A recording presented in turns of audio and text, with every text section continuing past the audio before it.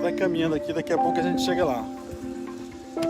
Opa, meus amigos, como é bom estar começando o episódio 10 do programa Making Off da nossa TV Cidade João Pessoa. Há exatamente um ano atrás, era apenas uma ideia de poder revelar um pouco o trabalho por trás das câmeras nas produções de cinema daqui de João Pessoa e da nossa Paraíba.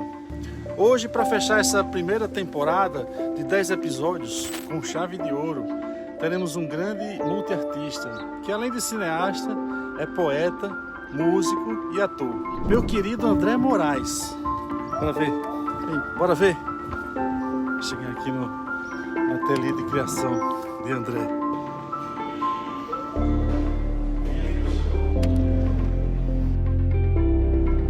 Bora ver.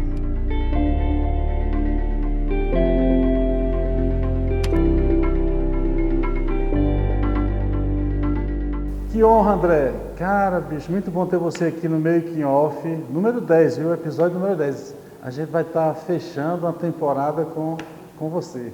Que bom, cara. Fico feliz. É uma honra receber você aqui no meu espaço, né? Que é, assim, é o meu ateliê, o meu casulo artístico, né? O lugar, inclusive, de criações aí, que a gente vai falar um pouco a respeito do novo projeto, né? O filme que você está montando aí, mas a gente fala depois disso, certo? E aí, para não sair do formato do programa, a gente começa sempre com um ping-pongzinho. Perguntas rápidas, respostas rápidas. Tá bom, combinado. Depois a gente vai avançando, certo? Certo. Primeira coisa, pessoense da Gema mesmo, nasceu aqui. Nascido e criado, menino de praia, de beira de praia, ali nos barros do Bessa.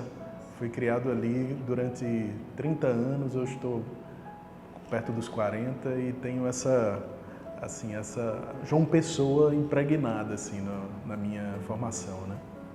Você sempre pautou sua vida por aqui mesmo, ou buscou aprimoramentos assim fora? Sempre pautou sua vida aqui em João Pessoa?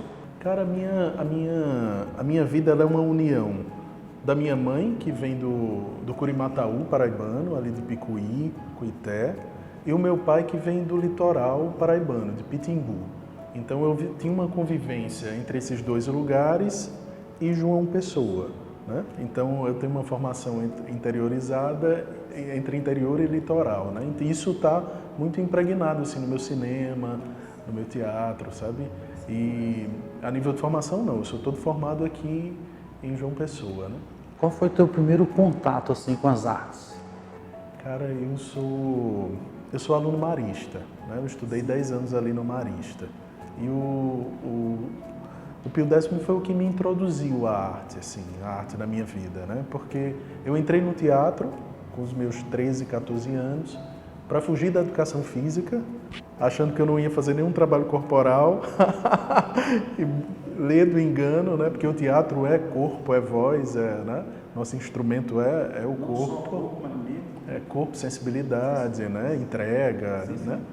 E aí eu descobri ali no campo da arte, naquele primeiro contato com o teatro, que a minha solidão como ser humano estava de alguma forma abraçada naquele lugar, porque eu era um menino que não era da turma, não era uma criança popular, né? Eu era um menino mais imaginativo, um menino que não estava ligado às questões do masculino, entende? Então, de alguma forma, eu era escanteado socialmente. E aí, quando eu entro na arte, eu descubro que aquilo que era a minha fragilidade, na verdade, era a minha força. E aí, eu uso desse poder do imaginativo e da subjetividade para me fortalecer na arte. E dali eu não saí mais, eu não parei de produzir desde que eu entrei ali adolescente no teatro no colégio. Massa. Eu pesquisando sobre você, né, vi multiartista que você é, né? Poeta, começou no teatro, ator, né? Músico, né? Compositor e cineasta agora, né? Dessas artes aí, qual que mais te seduz? Cara, assim, eu sempre digo que o teatro ela é minha arte mãe.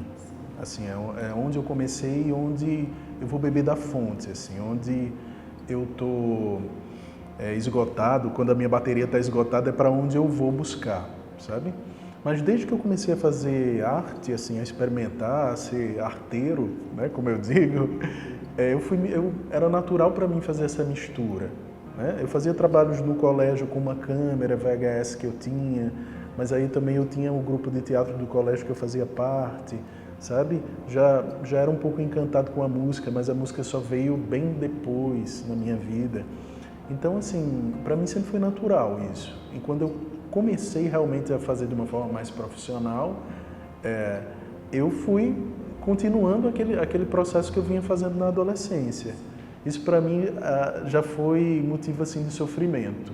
Tipo, eu devia só focar no cinema, eu devia só focar no teatro, só na música, que as pessoas vão me levar mais a sério, né? E não, e na verdade essa é a minha forma de fazer a arte, né? O meu cinema é feito daquela forma porque ele também tem a minha vivência no teatro, o teatro é feito daquela forma que eu tenho a vivência no cinema, na música, sabe? Então esse dançar de cadeiras, esse pular de galho em galho é a minha forma, a minha expressão artística, né? Então agora eu me sinto mais tranquilo com isso, né? Como você foi assim fisgado pelo cinema? Na maioria dos entrevistados respondem que foi na faculdade e tal. Imagino que você também tenha sido no curso de comunicação, né? Foi lá que você foi fisgado pelo cinema? Também. Mas eu fui fisgado também na adolescência. Eu tinha um professor de literatura chamado Vinícius Rodrigues, que ele é muito amigo de Marcos Villar também, é um cara envolvido com teatro, com cinema. E eu era assim fascinado pelas aulas dele. Ele era um professor que fomentava muito assim a nossa percepção do mundo e o olhar para a arte, né? E aí a partir dali eu comecei a pensar, eu poderia experimentar ir por esses caminhos, né? E aí os trabalhos que eu fazia para essa disciplina de literatura eram trabalhos audiovisuais também. Então quando eu entrei na universidade, eu sou formado em comunicação social, em jornalismo. A minha primeira experiência em set foi um estágio que eu fiz num filme de Torquato Joel, sobre Augusto dos Anjos, chama Transubstancial.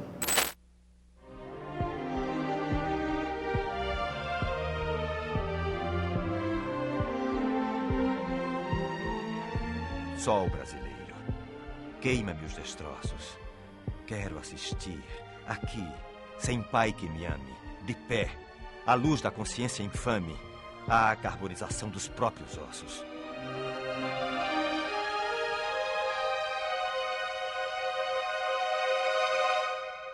Eu era estagiário, eu era uma função chama vídeo assiste, né? Que hoje em dia já não tem mais, né? Que eu ficava lá com aquela televisão gravando, que era tudo em película, né? Tá. Então a experiência era outra, né? Gravava em digital para poder ver se tivesse que fazer uma cena, um programa de continuidade, né? Exatamente, para você poder ver, né? Porque daqui que você visse o filme revelado e finalizado era um tempo, né? Era uma outra forma de fazer cinema, né? Então, foi a minha experiência, a minha primeira experiência em set. Lá eu conheci o João Carlos Beltrão, que eu estava muito próximo, que ele era assistente de câmera. E aí a gente ficou, né? A gente não se perdeu mais. Foi quando eu decidi fazer o meu primeiro curta-metragem. Porque João Carlos me falou que tinha uma câmera em 16mm na universidade, da época da Embrafilme. Foi Alma. E aí Gravou surgiu Alma. o meu primeiro curta-metragem, Alma. Fantástico, Alma. Eu gostei demais. E é um filme rodado em 16mm, com Zezita Matos, que era a avó de uma colega minha de colégio. Né? A avó de Carol, amiga minha. Cara, é muito bacana aquele filme porque faz você pensar na vida de uma forma diferente ali, né?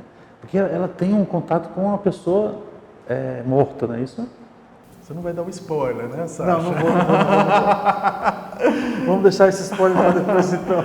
Mas é um filme que fala sobre infância, né? E sobre amadurecimento, e sobre o existir, sobre vida e morte, sobre a viagem da vida, né? Então é um dia na vida de uma menina que vive numa casa isolada no interior do Nordeste. Tem história com espelho, né? E aí ela, belo dia, acorda, vê que o espelho dela está quebrado, e a partir disso começa a fazer reflexões sobre a vida, sobre a morte, sobre Deus. Cara, fantástico. Eu fiquei tocado, realmente. Com o filme, um curta-metragem, mas que te prende a atenção ali, te passa uma mensagem bem... Você fica pensativo. Eu gosto de filme que termina o filme e você fica um tempo assim, pensando, né? Caramba, como é possível? Muito bacana, bicho. André, conta um pouquinho, assim, um resumo da tua filmografia até hoje. Cara, minha filmografia não é tão grande assim, né? Porque o meu trabalho, ele vai pelas veredas do teatro, do cinema, Sim. da música, né? Então, em alguns momentos eu estou me dedicando mais à música, em outros ao teatro, em alguns ao cinema. Mas o meu primeiro curta, chamado Alma, rodado em 16mm, com Zezita Matos, que é o que eu considero assim meu pontapé inicial no cinema. Depois de Alma, eu tenho 2 documentários sobre 2 artistas paraibanos importantes assim na cena da poesia e das artes plásticas. Um sobre Lúcio Lins, chamado Lúcio Lins de Corpo e Barco, e o outro sobre Maria dos Mares, que é Maria das Dores e dos Mares. Sim, conheço. E aí, depois desses trabalhos, veio o Rebento, que é o meu primeiro longa-metragem, que aí a gente sabe que fazer um longa-metragem é um processo longo, né? Não só a nível do que está na tela, mas a nível de tudo que tem que ser produzido. Pré-produção, de preparação. Para ser tudo, feito, né? Então foi um tempo longo para a gente conseguir colocar na tela. Você é uma mulher, tem a sua vida. E mãe? O que é que tem? O senhor não tem saudade? Tem. Por que não volta pra lá? Eu já me acostumei a viver só. Por que é que eu vou voltar? Mas e você, como vai? Já casou? Casei. É feliz? Sou. É meu primeiro longa-metragem, O Rebento, e agora eu estou em fase de pré-produção do meu segundo longa-metragem, chamado Malaika, que vai ser rodado em janeiro de 2023. Massa, mais na frente a gente fala um pouco mais, inclusive, sobre esse novo projeto, né? Do Malaika. O que você poderia destacar, cara, de dificuldade assim, para se fazer cinema aqui, em João Pessoa, na Paraíba? Você pode elencar assim, cara, podia ser melhor isso, podia ser melhor aquilo, né? O que você me diz? Cara, inicialmente, a regularidade de financiamento, né, das políticas públicas, que hajam políticas públicas sólidas na regularidade desse financiamento, que se a gente tivesse prêmios e editais que fomentassem o audiovisual de forma anual, por exemplo, você imagina o tanto de produções e de olhares e de geografias que aconteceriam no nosso estado, né? Então, se o poder público como um todo, o Estado e município, começassem a realmente entender que é importante ter essa regularidade, claro que a gente tem, sim, a gente já vive um momento de ter os fomentos, principalmente no município, de uma forma melhor, mais comprometida, mas que precisava ser um pouco mais regular, e no Estado, o Estado chegar junto para isso, né, que ainda tem ficado mais ausente.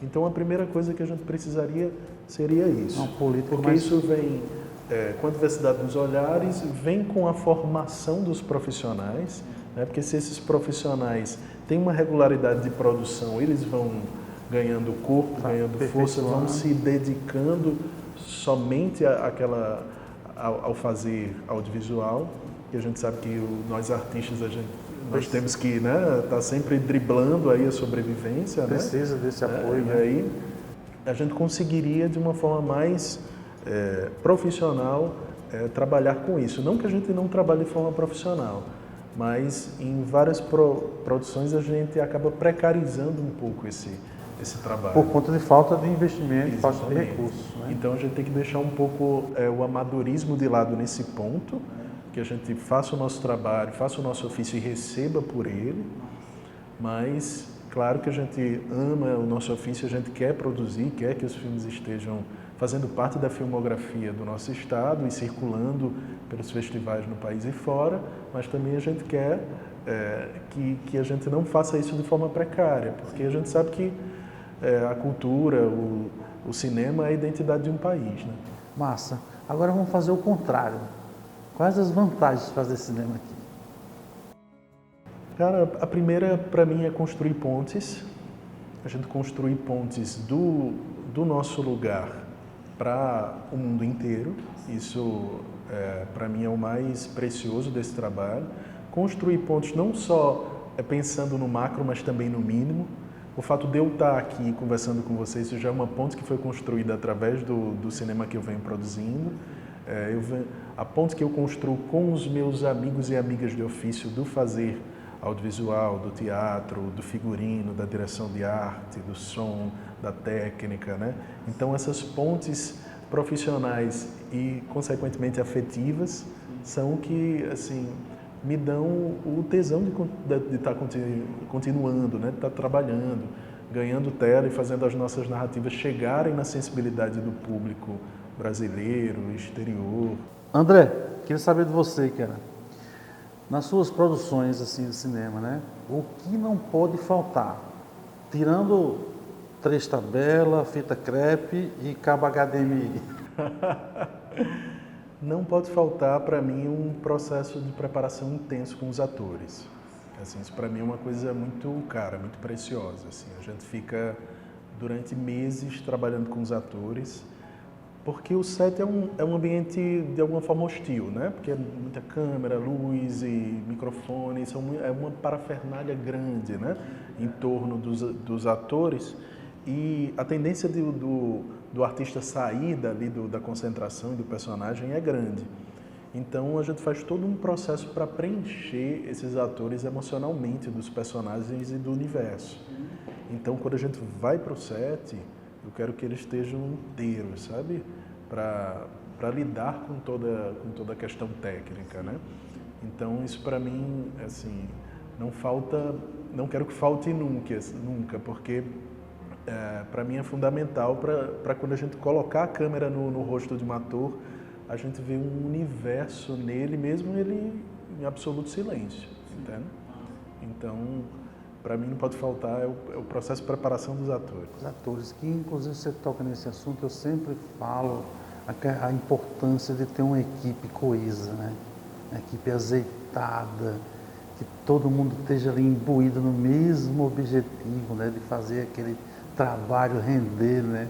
E que não tenha problemas, inclusive, durante o processo, né? Exatamente. Da equipe tá toda envolvida em comunhão com o que a gente quer dizer a nível de narrativa e de emoção, entende?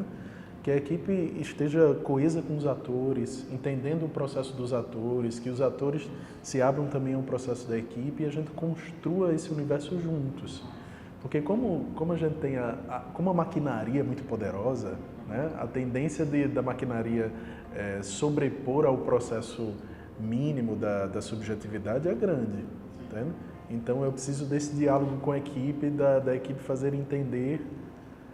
se fazer entender num processo, entende? Entender como é que funciona o trabalho com os atores e vice-versa. Então esse clima do set para mim é muito importante, né? E aí os diálogos e a preparação é fundamental. Não só a preparação dos atores, mas da equipe para entrar nesse universo. Isso. Todo mundo imbuído ali naquele mesmo objetivo, né? Massa demais, André, cara, uma aula.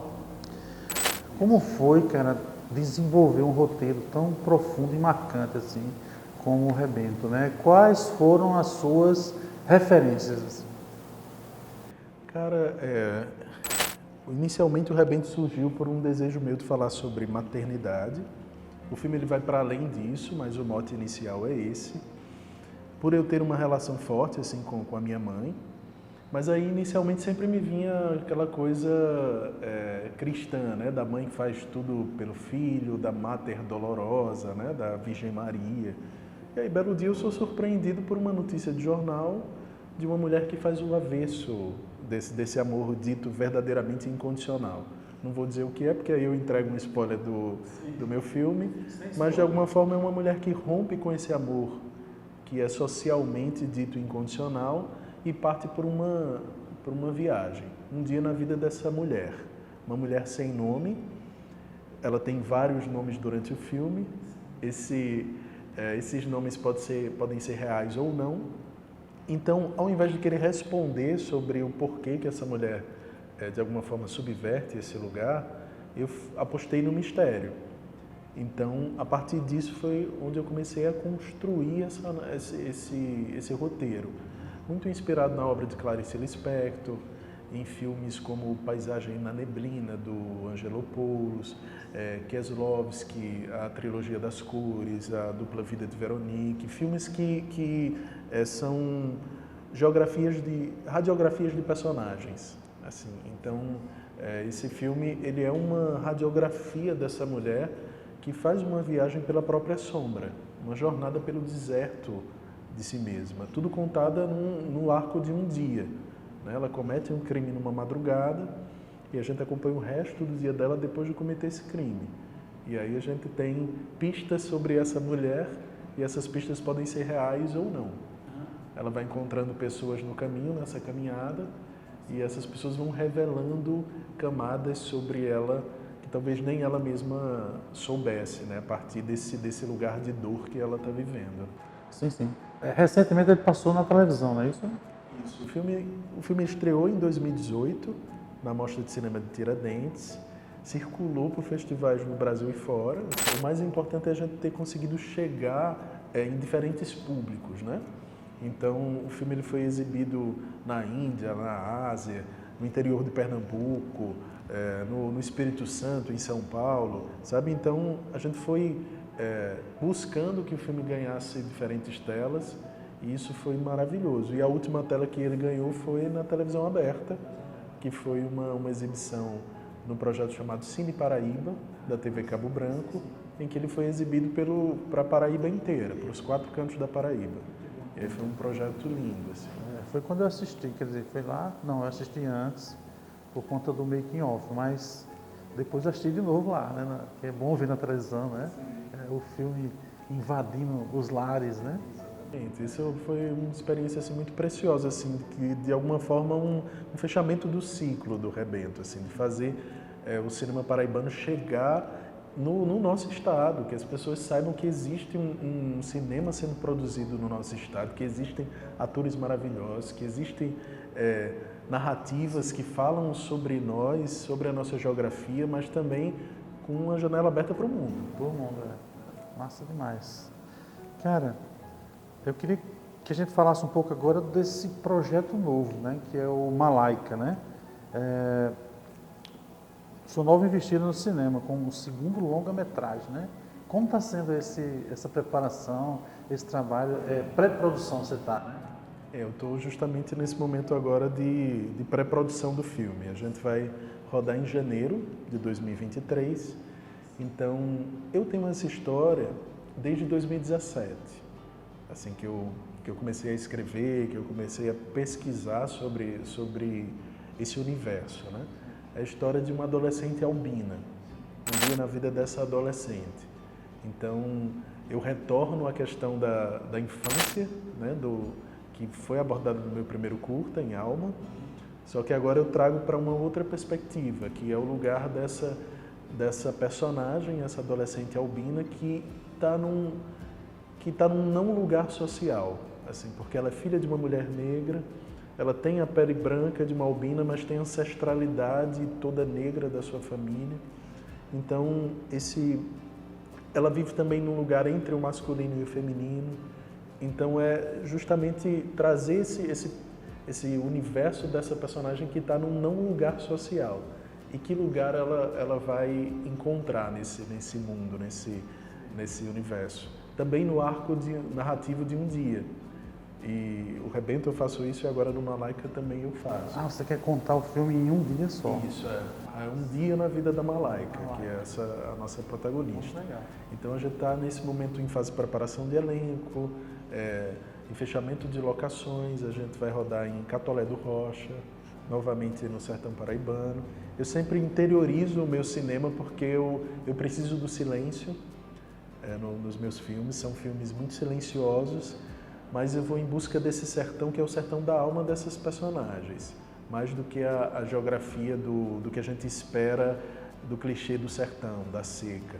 Muito pelo contrário, o sertão que está tanto no Rebento e vai estar no Malaika é um sertão que tem água, que tem verde, que tem cor, né? Então, eu estou em busca desse outro lugar, sabe? Dessa geografia.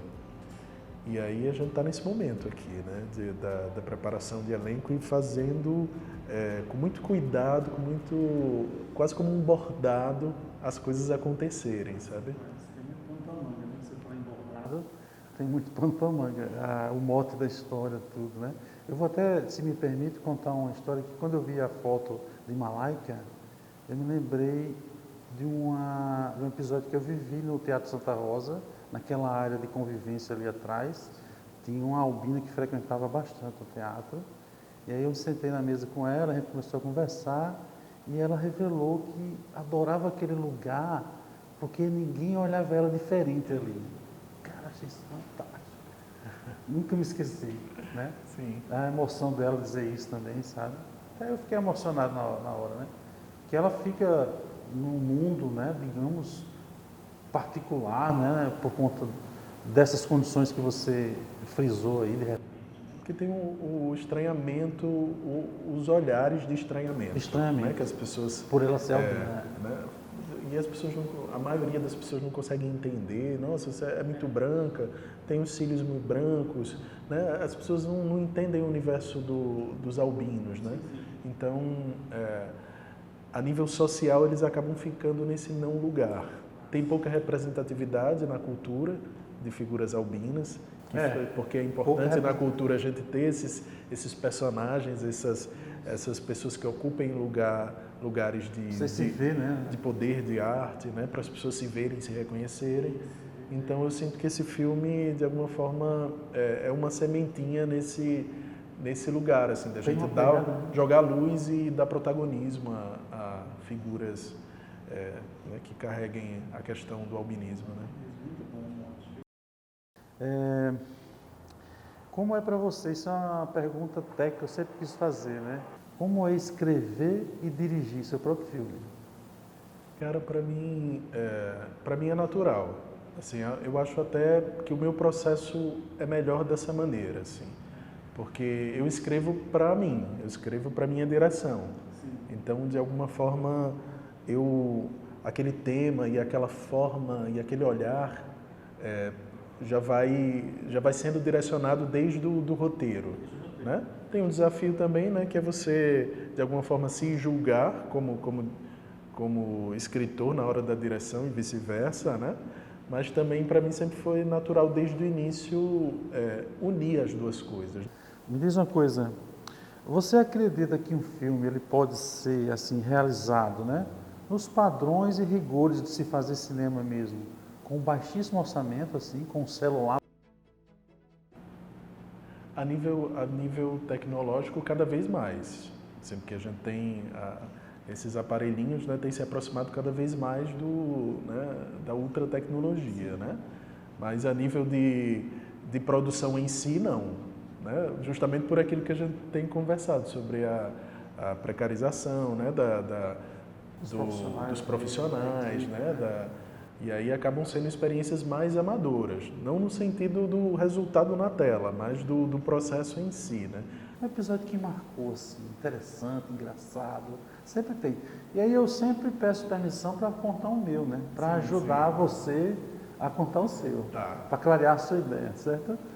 Um episódio, na verdade eu contei vários, eu até peço desculpa ao público do Making Off, que eu repeti uma vez um episódio desses aí, né? Por ser tantos, mas eu vou contar um inédito agora, que foi no filme de Eliezer Rolim, saudoso.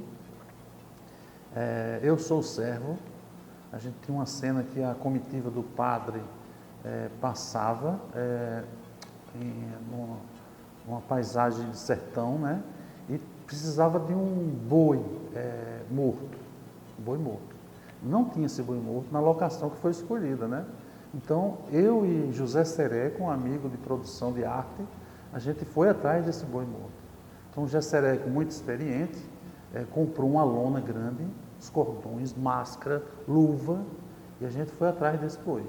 E a gente encontrou e fez um presuntão desse boi e levou dentro do carro de arte, todo embalado o presunto, e colocou no lugar da cena, né? Então isso São coisas que acontecem assim, nas produções cinematográficas, são marcantes, assim, que marcaram na minha vivência com o cinema, né?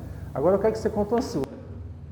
Cara, eu me lembrei, assim, eu gosto muito de relatar uma cena que tem no Rebento, que é um plano sequência de 10 minutos, feito por 7 atrizes na frente da câmera e um bebê. A gente tem uma cena de almoço em que a gente tem esse jogo das atrizes, Zezita Matos, Ingrid Trigueiro, Verônica Cavalcante, Tamira Barbosa, Margarida Santos, Palmira Palhano, Angélica Lemos.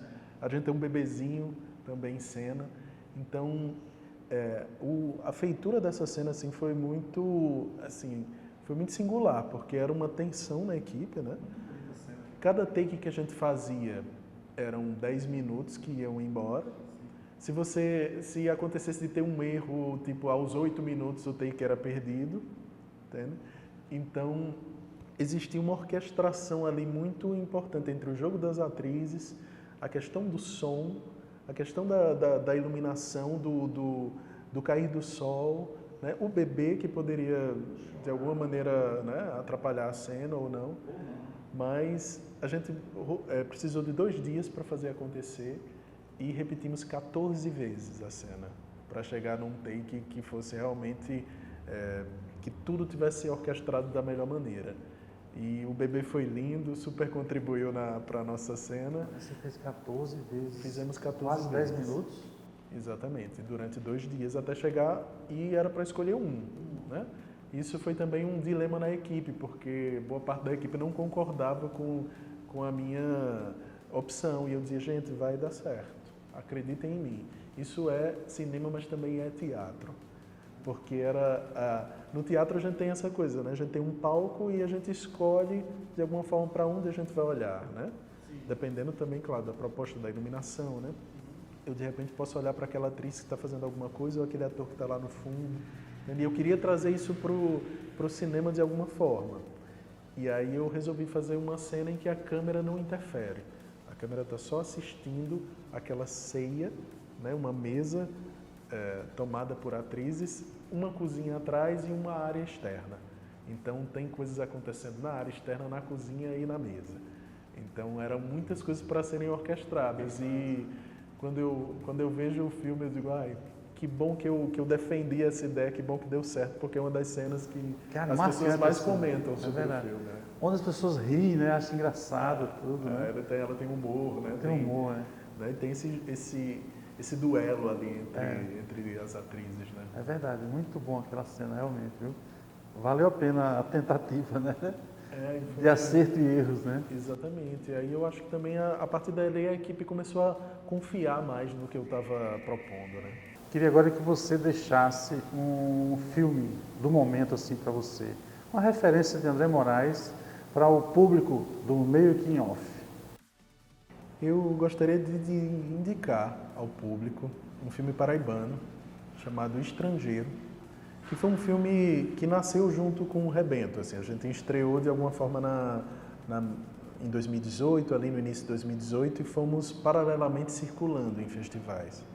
É um filme todo produzido por alunos do curso de cinema da Universidade Federal da Paraíba, com direção de Edson Lemos. Esse filme foi todo rodado e idealizado por alunos da Universidade Federal da Paraíba, com direção de Edson Lemos, e é um filme todo em preto e branco, sensorial, assim, que fala sobre uma mulher, uma protagonista que vem de um lugar que está num lugar que não é seu, né, e tentando de alguma forma se encontrar nesse lugar onde ela se sente estrangeira. Então, assim, é um filme super delicado, assim, de planos longos, com uma fotografia belíssima, que se passa na praia, então traz uma outra geografia para o olhar da filmografia do cinema paraibano. E eu gosto muito de falar sobre esse filme, que eu acho que é uma experiência muito bonita, assim, do que acontece em tela, e pensar que isso foi gestado por alunos da universidade. Então, esse olhar novo que se vem construindo para o nosso cinema. Me reconstruyo.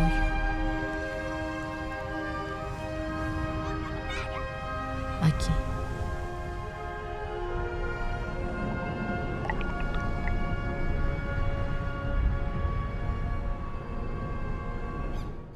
um longa-metragem feito pelos alunos da Universidade Federal da Paraíba, né? Exatamente. O filme circulou por festivais pelo país e fora, ganhou um monte de prêmios e é uma experiência linda, assim. Eu gosto muito de indicar esse filme. Assim. Eu sempre digo, né? Paraíba despontando, né, na arte, na cultura, né, na área do cinema, do teatro, da poesia, da literatura, da música, né? Enfim, bacana demais. Agora eu queria, para a gente encerrar aí com chave de ouro o nosso programa de hoje, que você desse uma visão real, assim, bem realista, para essa galera que ama muito tudo isso, que gosta de fazer, de produzir, gosta de estar no set de filmagem. Como faz para estar no set de filmagem? Cara, são vários caminhos assim para fazer isso acontecer, né? Desde você se inserir nas produções a nível de estágio, né? De conseguir ir ocupando seus espaços através da sua própria formação, né? Nós temos um curso de cinema, né, na Universidade Federal da Paraíba, que na minha época não tinha, né, e que hoje em dia é um curso maravilhoso, né, com docentes incríveis. E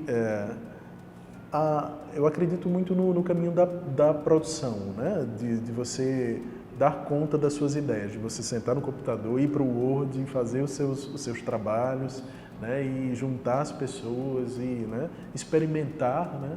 Claro que depende muito do que você quer fazer com o audiovisual, né, se você quer escrever, se você quer produzir, se você quer fotografar, né, ou dirigir, ou fazer figurino, direção de arte, ou atuar, né. Então tem vários caminhos para isso e eu acho que a formação é o principal caminho, não só a formação a nível, né, de faculdade acadêmica, mas o estudo e a busca de estar nos sets e conseguir se inserir nas produções, para você ganhar amadurecimento e o seu trabalho poder nascer, né? Isso é uma pergunta muito ampla, né? Mas nesse ponto eu acredito muito no fazer, no experimentar e no estudo. Isso tudo unido, não tem como a gente, de alguma forma, não prosseguir, claro que com a paixão e o desejo de fazer isso ser a sua vida, né? A gente tem a vivência do set, mas eu também acho super importante o planejamento disso, né? Para a gente ir no set com muita propriedade, porque, enfim, você está no set é caro, né? Por mais que você até não tenha investimento, você está investindo ali, né? Se as pessoas não estão recebendo, elas estão doando o trabalho para aquele produto artístico. Então, assim, é preciso pensar que há sempre um investimento naquilo ali, mesmo que seja um investimento pessoal, né? Somente. Você não está recebendo, você está doando o seu trabalho, né? Então, eu acredito muito nesse planejamento, na vivência do set e no olhar amplo para a vida, entende? Independente não só para o audiovisual em si, né? Mas para a vida, para as outras formas de arte, né? Porque a gente tem uma tendência de, vou fazer audiovisual, então só vou ver filmes, eu só vou me dedicar a isso. Quando uma poesia pode ser uma provocação para um filme, uma canção, uma tela, um quadro, uma dança, cordel, né? Todas as expressões podem ser inspirações, né, para o teu trabalho. Então, eu acredito muito nisso. Assim. Tá dado o recado, gente. Foi bacana demais. A gente está chegando aqui ao final de nossa primeira temporada, né, o Making Off 10, com o multiartista aqui, André Moraes, de cineasta. E preparem-se para assistir a nova temporada, a gente está preparando, muita novidade. E em breve estaremos aí no YouTube, no Instagram, no canal digital 6.3, né? E não deixe de assistir aí o Making Off, ok? Pessoal, valeu, até a próxima!